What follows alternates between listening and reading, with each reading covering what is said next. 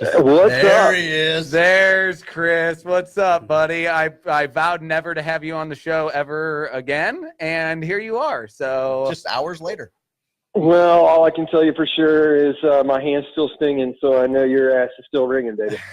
Oh, you know what? You know how there's those now on Facebook, I get these ads for these rings where you can feel your partner's heartbeat in the ring. And I imagine that's kind of like us now with your hand in my buttocks.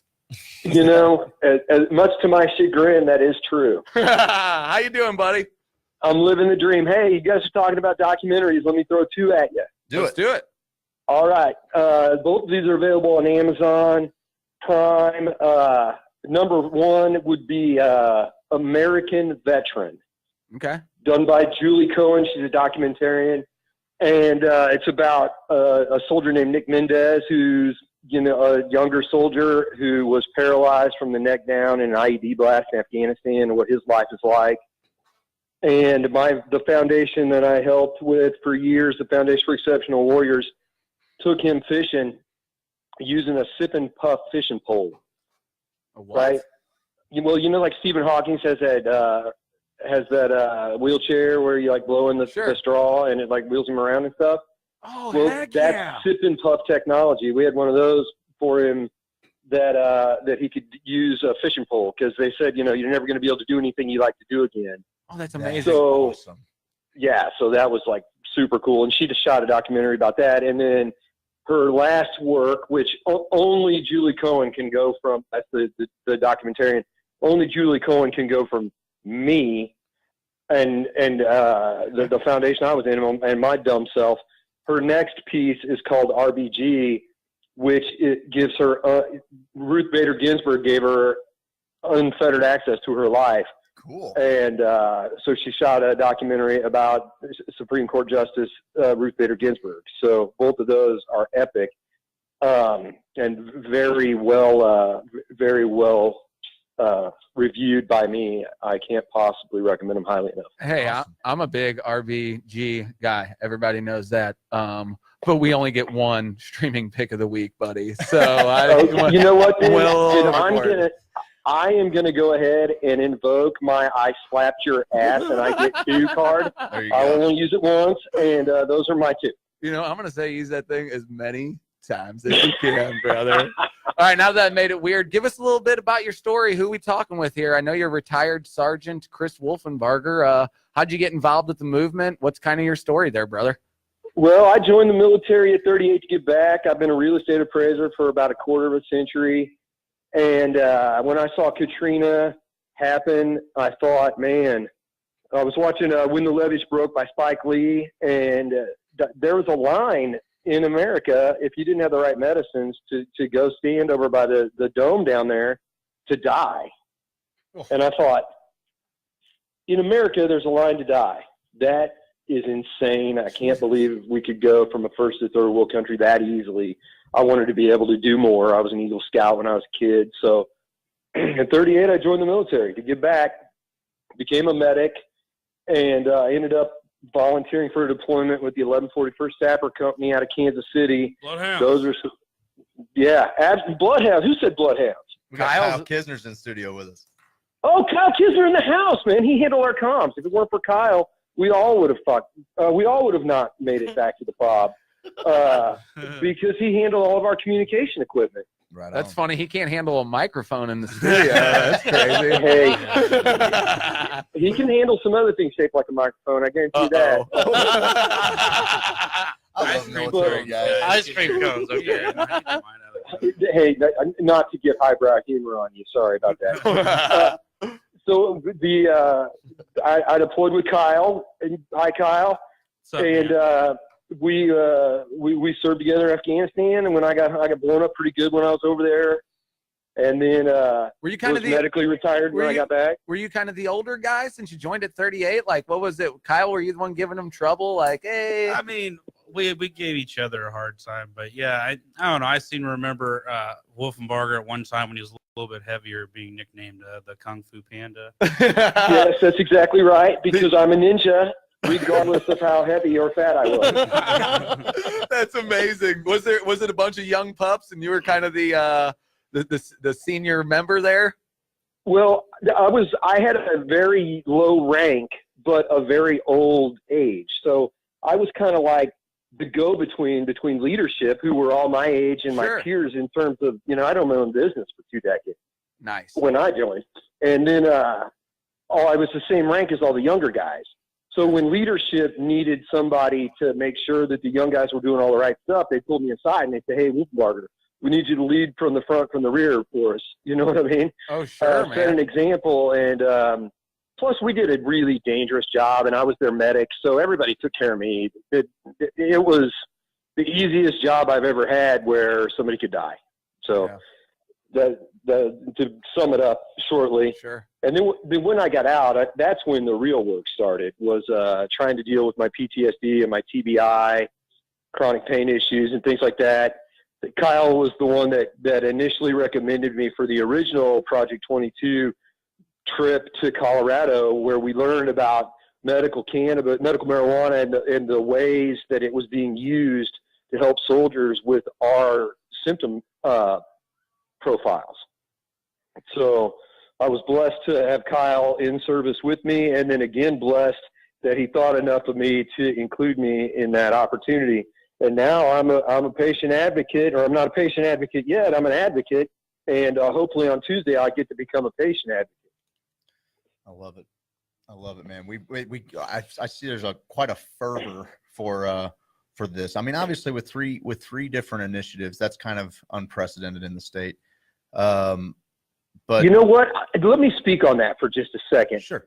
One of my favorite teachers in high school, Miss Fritchie. Miss Fritchie, if you're listening, you'll always be Mrs. Fritchie to me. I know that you said call you Kim, but I'll never be able to. She is very much against any form of medical marijuana. And we were about to have a debate last night before I had a family issue come up where I couldn't do it. But if you're against medical marijuana and you think you're going to vote no on all three and that's going to make a difference, you're dead wrong. Medical marijuana is polling at about 82% right now in the state of Missouri. So one of these three initiatives, one of these three voter options is going to go into law. So all you can hope to do at this point, if you're against it, is pick the one that's going to be the best option for Missouri patients and keep it out of the hands of non-patients the best. And that, without a doubt, is Amendment 2. So if you want to throw away your votes and no on all three, go ahead. But this ball is rolling downhill. If you want to make a difference and make sure that it gets in the hands of the right patients, then you want to be yes on Amendment 2. And then no on 3 and no on C. Chris, I want to talk to you a little bit more, but we have something popped up on the screen that has never happened before, and I've always wanted to say this, but we got to take a 3-second pause for station identification. Serving the greater St. Louis area, WGNU, Granite City. What? We've never had that before, Steve. Well, I like that stuff. We're going to go right through the break. We've got to at least give the station its props. Yeah, you know we do. I mean? No, that's funny because at the Blues games, they used to do that and not break out of the Blues games and have a commercial. They would say station identification. I would be like, ooh, that has a nice ring to it. Chris, that's how big of a deal you are. We're not going anywhere, but we are on WGNU 920 AM. Please pick up where you left off. Tell us why you prefer 2 to 3 and C. Well, let's start with Chief Justice of the Missouri Supreme Court, the former Chief Justice of the Missouri Supreme Court, Michael Wolff. I had an opportunity to hear him speak, and he has reviewed all legalization legislation in every state where it's become legal, and he said that every time they get the people get better at it.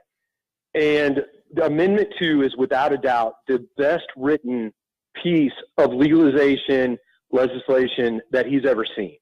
It closes the loopholes that allow the medicine to get in the hands of the wrong people. It closes the loopholes of allowing the legislators to get their hands on the tax money, because Amendment 2 funds itself, number one. That's very important. It funds itself. So this isn't going to cost anybody any money except for the patients that use it. And then the leftover money goes to the Missouri Veterans Commission. And I had an opportunity to speak directly with Representative Wilson out of Smithville, Missouri. And he said, he's the vice chair of the Veterans Commission. And I said, how do you feel about Amendment 2? And he said, Chris, I don't have a stance on medical marijuana. Of course, right? He's a politician. Sure. But I said, how do you feel about an extra $11 million in your budget to help vets? And his eyes glazed over, and he said, absolutely. We could do so much with that money. So that is a huge plus for me, because I'm a vet who's going to need the Veterans Commission someday. And I know veterans right now that need it. Amendment 3, let's go directly to there. Sure. Chief Justice Wolf again said this allows Brad Bradshaw, a doctor and a lawyer, if you've seen the commercial, to create his own fiefdom inside of the state of Missouri, and that simply can't be allowed. It doesn't matter if he's selling candles or cannabis. It can't happen, and the constitutional challenges to that amendment will be endless. Then Prop C would be a decent option if we didn't have Amendment 2, ironclad, 13 pages of it, beautifully written and added directly to the Missouri Constitution. Prop C puts it in the hands of the legislators. And you'll remember last year where they said they passed legal cannabis last year. But in reality, what they did was the House slammed a bill through with 8 days before the end of session with no corresponding bill in the Senate. So the Senate didn't have an opportunity to make a corresponding bill, which then would need to be reconciled and then revoted in both houses. You tell me the Missouri legislation is going to be able to do that in 8 days? I mean, it's never going to happen. Right. So why would we put something this important? Missouri patients are dying every day because they don't have access to this medicine. Why would we put that decision into their hands when the people have spoken? Amendment 2 is a grassroots effort of people that collected signatures to be added directly to the ballot. And as Missourians, we're blessed that we can, with enough signatures, add amendments directly to the ballot and vote on them and say, we, the people, want this. And we're the show me state. Right now, the entire nation is watching us. You heard that the FDA approved a marijuana-based medicine today for epilepsy, right? Epidiolex? Yes. About what, $2,500 a month? Yeah, it's insane. It's expensive, but what it is unprecedented. Sure. Well, I guess there have been precedents, but what's important is marijuana is a Schedule I drug in the United States. That's why we're not getting local research. I say local, I mean United States research on it. And the reason, the definition, your listeners can Google this and know that I'm right. A Schedule I drug has no medical use. Yep. Correct. Yep. Talk about it all the time, man. No medical use. And if the FDA just approved a medicine made out of it, guess what? That's medical use. And that means this marijuana needs to be rescheduled. So is it synthetic or is it actual like cannabis, like real Man, cannabis? you're going to have to talk to a scientist about that. I'm just a dude who's a patient or an advocate, and so hopefully soon a patient. And I'm looking forward to it. But the most important thing is, even if it's a synthetic, it's still made from the compounds that are in marijuana, which means that this medicine does have medicinal use. This plant does have medicinal use. We all know it does. And it's time for the feds to get on board. And I've heard at every level of government of the people that I've had an opportunity to talk to say, everybody's watching Missouri. Oh, I agree. And Epidiolex, I believe, got a Schedule 5. Schedule 5. Schedule 5 reading on Epidiolex. And that Schedule 1 thing, that upsets me more than anything. But It should be completely descheduled. We had the chance to converse with Irvin Rosenfeld. Right. I mean, I don't understand how. Well, you were at the conference, weren't you? Yeah, absolutely, I was. I didn't know if your listeners knew who Irvin was, so I that you could chime in with who he is. Beautiful play. Come on with the segue. Wow, that was so good. He called in the week before the conference. Yeah, he was on the show. We got to meet up. Oh, okay. Then Thanks for listening. Thanks for listening, Chris. Yeah. Hey, I'm sir. long time listener, first time caller. No, but he's a federal patient. They have acknowledged that that cannabis helps his bone tumors. Yeah. That it has a medical use. He's a walking contradiction. He walks in the face of Schedule 1. The federal government prescribes him 300 I don't get it. joints a month. They come in a can. I saw the sticker on the side of the can. It looks just They like a stiff bottle. him. They only give him like 280 to 290 each. Wait. You guys know how it works, man. That shit got taxed on the way to him. Somebody's like, yeah, Irvin's not going to smoke all 300 of these. I better make sure this one's not poison. Oh Right? yeah. Oh yeah. No, and Irvin's great, man. That's what it was so cool how he handled himself. He fought the law and Absolutely. he won. And he won. Yeah. That was amazing. How'd you what was your favorite part about the conference? What'd you think? Sue Sisley getting the 76th patient for her PTSD research on soldiers with PTSD and treating them with medical marijuana was epic, because that means we're about to get her findings of her double-blind study with the placebo. They'll probably be published in the spring, and I can't wait for that. We all know the hypothesis is that it works and that it helps, and we've seen it in other countries. It's been the number one prescribed PTSD medicine. When I say number one, I mean first prescribed PTSD medicine in Israel since 1996. It's incredible. And they've been using it since the 80s. And they all and right serve over now, there. our PTSD soldiers get Prozac and Zoloft, and those both have suicidal ideation. So the VA, God love them, they only have so many arrows in their quiver, and they have a heart of gold, but they are handcuffed by a federal government that is not letting them have access to the effective medicines that our soldiers desperately need. And keep in mind, when we talk about PTSD, everybody automatically talks about people like me and Kyle that have been to war, right? 90% of American PTSD patients were in car wrecks or were raped or had a traumatic experience of some nature that doesn't have anything to, maybe they were robbed, it doesn't have anything to do with being in war. So when we talk about PTSD, everybody thinks, oh, they're talking about soldiers. This is something that's ubiquitous across all demographics. Anybody can have a traumatic experience and suffer from post-traumatic stress. And that, Chris, that's the thing.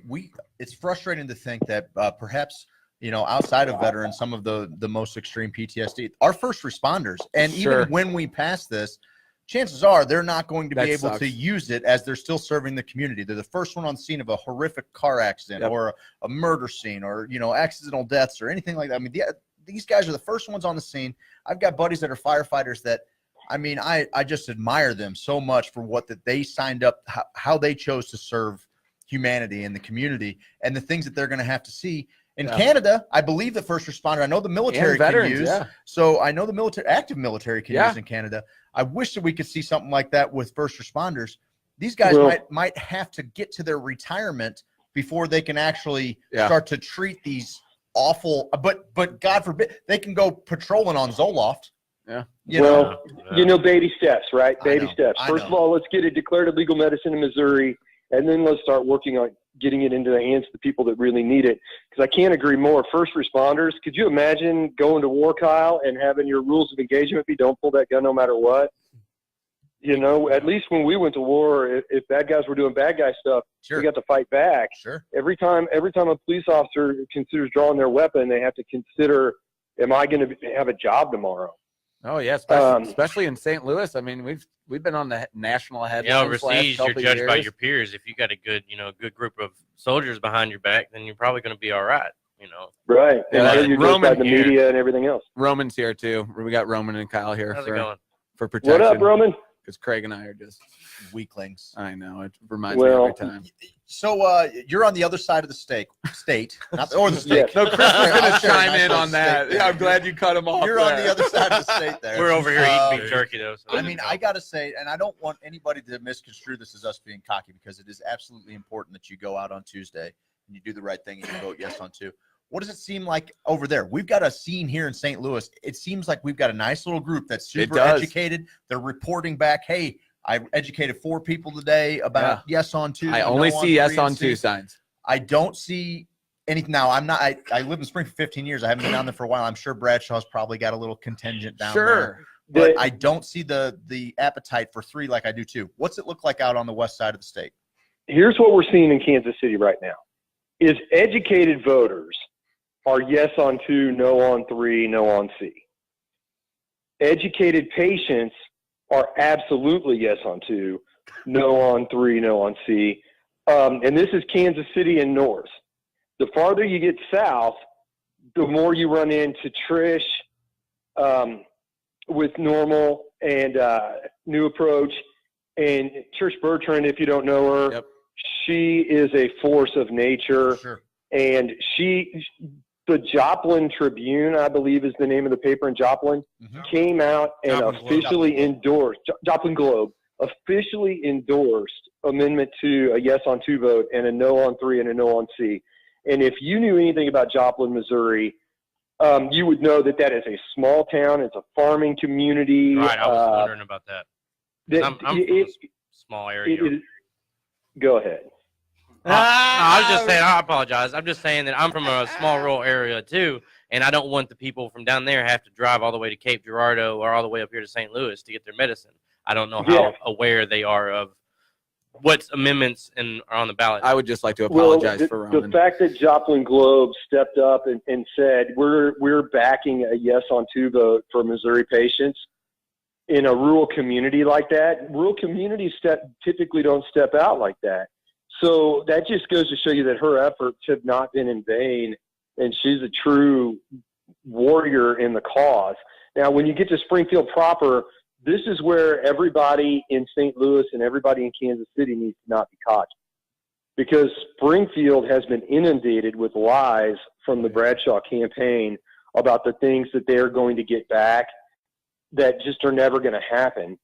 And that is going to create a huge voting block in Springfield of misinformed, misled voters that we need to make sure, because this is a popularity contest statewide. No doubt. We need to make sure we're yes on 2, no on 3, no on C, to ensure that the amendment that we have all reviewed and decided is the best possible option for Missouri patients is the one that wins, because Springfield is being overwhelmed right now with billboards and TV ads and things like that. Speaking of TV, did you guys hear my commercial ran on Hulu? Cool. It's on Hulu? We're talking Yeah, I about don't even know what big-time Hulu star. is. It's just this Kyle- little Kyle streaming didn't mention service. it when he said that he watched Drugstore Cowboy. He didn't mention your Yeah, Yeah, why didn't you do that, Kyle? with Well, his Hulu pick. it didn't pop up when I was watching that movie. That's all right. That's pretty neat. You're not gonna be able to walk down the street anymore, fella. Who, Kyle? No, you, Chris, because you're on Hulu. That was the joke. Oh, man. First time caller, long time listener right here. If it makes you feel, or like this is what I've seen from my extended circle of friends down in Springfield. I think the younger, the more educated, like you said, the educated voter, the educated patient, the educated advocate sees the clear winner in Amendment 2. But also, I think that he might be experiencing some fatigue down in Springfield, because I know growing up down there from the time I was 15 to 30, I'm like, oh God, this guy on the TV again. Really? I can't take it. Oh, yeah. Yeah. He's been on every commercial forever, my whole life. I'm a doctor, physician. I almost went at him as for Halloween. And he just kind of feels a little. He always kind of felt a little slimy to me. But anyway, my point is, it might be a little anecdotal. I think that a lot of people, if you're really paying attention and if you look at them side by side, I think it's going to raise a lot of eyebrows down there, giving all to. But the ballot language. Don't discount the fact that he has got a ton of money thrown into this. I mean, he's spent an exorbitant amount of money. He's got billboards out. My buddy says he's got these ridiculous billboards, and he's running a commercial with some Nobel laureate saying that his is the his is the best option. And I don't know how anybody can look at a camera and keep a straight face saying that. Money. Yeah, that's true. Anybody can be bought. They're making it sound good, saying this for cancer research. Well, just keep in mind, $66 million is what the State Department, so the Missouri State Department says Amendment 3 will raise. The National Cancer Institute's annual budget is $1.6 billion with a B dollars.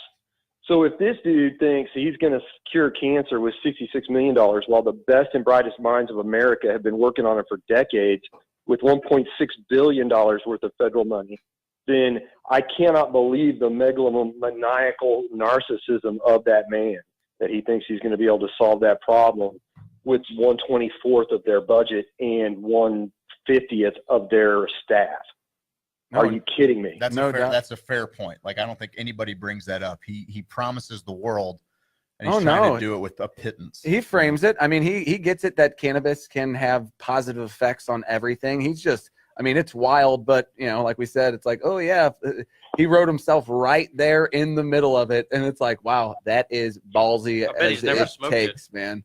I'm not worried about that. Chris, yeah, the thing that blows me away is that he actually has the guts to say, I'm going to appoint 8 other people onto the board with myself. And then we're also going to appoint the legislative, the Overwatch committee that's going to watch over us. Actually, he has no governmental oversight whatsoever for these proposed $66 million worth of funds if Amendment 3 passes. It is absolutely creating his own fiefdom inside of the state of Missouri.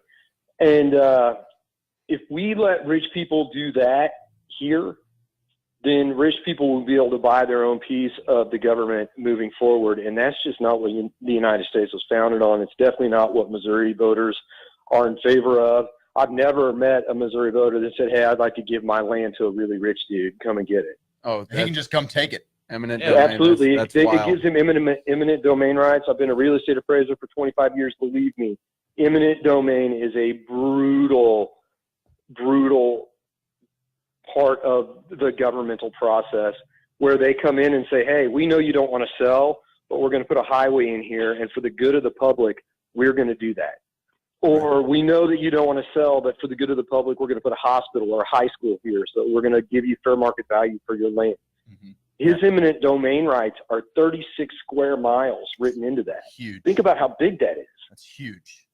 And it's for his research facility that doesn't even exist. Yeah, the balls on that guy. I mean, it's unbelievable. Really wild. Chris, man, we're up against a break. Do me a favor. And did you have one more for him? You have one more for him? I'm good. Okay. I don't need to talk to Chris. I'll stay on. Go through the break. I'll stay. We always like. Okay, we can do that. If you're down for that, we'll definitely hang around because we want you to talk a little bit more. We love your passion, man. We got Chris Wolfenbarger on the Parlor STL and Tower Classic Tattooing phone lines right here in the Lifetime Roofing second hour of Hoosier Sophisticate here on WGNU. We're going to take a quick break. We'll come back with Chris Wolfenbarger, and we'll do this again. It's just for the bourbons and the Cadillacs with the tins and the shells open in the back. This is for the players of the pimps and max with the beams and the glitter making paper stacks. This is for the bourbons and the Cadillacs. Woo! Old school master P-Jam bringing us back. We're back with Chris Wolfenbarger. Thanks for sticking around through the break, brother. You're part of the Project for 22 Club, and the ICR. Last year was probably one of the most powerful moments in me and my wife's life. Blake's presentation, and then you and the boys gave your presentation, and I'll never forget. And you probably, maybe don't even remember doing it, but you took off your hat, you set it in the middle of the table, you grabbed everyone's attention. You said, my wife's not here. I believe she was tending to your father-in-law's funeral, I believe at the time. And you were like, this is so important that she told me I need to be here. And I was blown away. I was blown away by the things you said. I was wondering if you wanted to get into a little bit how cannabis can be used as possible medicine for PTSD. Absolutely. Let's look north. To do that, let's start by looking at what they're doing in Canada right now, where it's legal, and they are treating their soldiers with cannabis, medical marijuana, for PTSD successfully. And we're not the only ones looking north. The Washington Post has reported that the medical use of marijuana in Canada for their patients with PTSD is helping reduce night trauma and overall hypersensitive. Kyle, help me out. What's it called? Where you're hypervigilance. It's helping to back that down. There's been a study recently published in Molecular Psychiatry where they're using particular compounds found in marijuana to treat PTSD, and it's helping them alleviate the haunting day memories of the things that they've been through. And then Science Daily also took a look at the patients being treated up there with PTSD, and the results that they're getting are a significant decrease in re-experiencing the trauma and less avoidance of situations that remind them of the trauma. So, and for Kyle and I, we hunted IEDs, right? We drove around and we looked for bombs. So when Kyle and I got home from Afghanistan, we drove in the middle lane of the highway. We didn't get over on the shoulder. Right. And if we were on the shoulder, we were driving 5 miles an hour because we were looking in the ditch to see if there was a bomb. Did you have any night terrors? Oh, God, yeah. I was on Ambien for 8 years. It's going to be forever to kick that. Right. Ambien is a crazy substance, man. It seems to be a lot of the veterans. There's a very significant culture in the military of initially it's drink water and take a Motrin, but then if your problems are worse, then it's take an Ambien or take a Vicodin. Really, it's that prevalent. Like that's just what they go to. Oh my God. That's what the VA goes straight to. You're having trouble sleeping, here's an Ambien. Go. Even overseas. Wow. Oh yeah. While you're carrying firearms with your buddies. You had mentioned something. It was a really powerful part of the conference. I caught that part of Sue's speech where she talked about getting her final patient into the study. And she says, I think maybe as soon as March or April, they will unblind the study. What could that mean for cannabis at a federal level, from a scientific level of tested here on our soil? Well, I think there's only 2 currently federally sanctioned research projects going on in the United States using United States cannabis. And even though Missouri is the show me state, the United States is the show me nation. You can hear it going on other places all around the world, but until Americans hear that Americans did the research, they don't really believe it. They take everything with a grain of salt. And the fact that Sue Sisley's doing her project down in Phoenix with American soldiers using American scientific standards of research on a double-blind, federally approved study is going to validate all of the other research that has been done around the world already. And Dr. Sisley is a visionary in the fact that she was even able to get this study approved, and the fact that the medicine is working in other places is what made the feds eventually capitulate. Because don't forget, Kyle and I aren't fighting the bad guys in Afghanistan anymore. We're fighting to not lose Americans. 22 American veterans killed themselves every single day. And this medicine can help almost everyone. Chronic pain, depression, traumatic brain injury. Here's one of the things from my first trip to Project 22 in Colorado that blew my mind. When you get a traumatic brain injury, the scar tissue in your brain has a cannabis receptor in it. Oh, that's incredible. And it goes an endocannabinoid receptor in it, and it goes unfulfilled because of the prohibition of marijuana. So our brain, when it is injured, it automatically heals it, it scars over, and that scar tissue has an endocannabinoid receptor in it that goes unfulfilled. And they think that is what creates a significant portion of the PTSD that people have when they've had a traumatic brain injury. Oh. I happen to have a traumatic brain injury and PTSD, and those symptoms overlap. So I don't think it's any coincidence that when I was in Colorado and had access to legal cannabis because it's recreational, I did not exhibit the same PTSD pattern that I do and the same TBI pattern that I do here where it's prohibited. No, that's what Mimi Vo came on the show, Yep. and she was saying that we were cannabinoid deficient, possibly. And we heard at the conference, the blood-brain barrier, that cannabinoids absolutely. can break through that. And we have CB1, CB2 receptors. They're finding out more and more. And you talked about Israel, Machulam's the guy.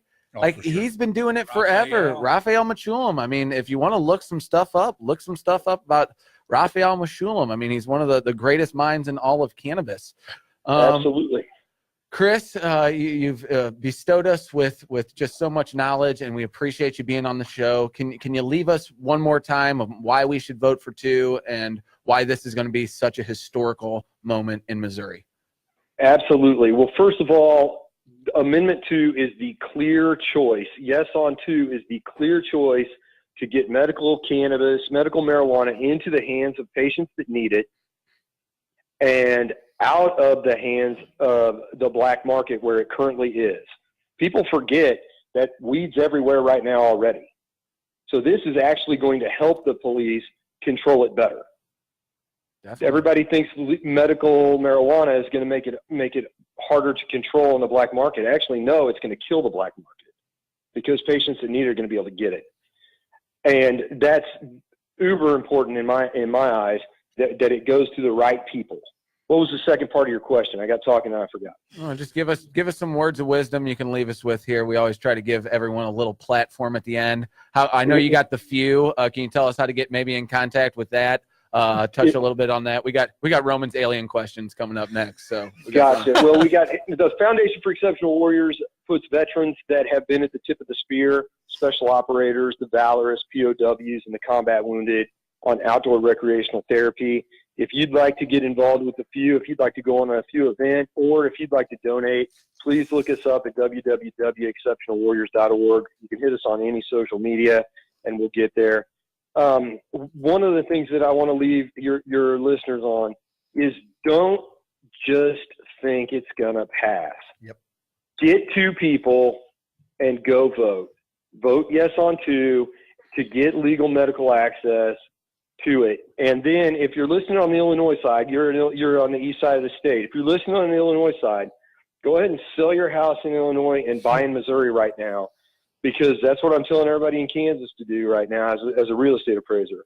Property values in Missouri when Amendment 2 passes are going to skyrocket with the introduction of this new multi-billion-dollar industry. Love it. You know, when you drive through downtown St. Louis and you see all those empty warehouses, you're like, man, wouldn't it be cool if some industry came in and started using all that space?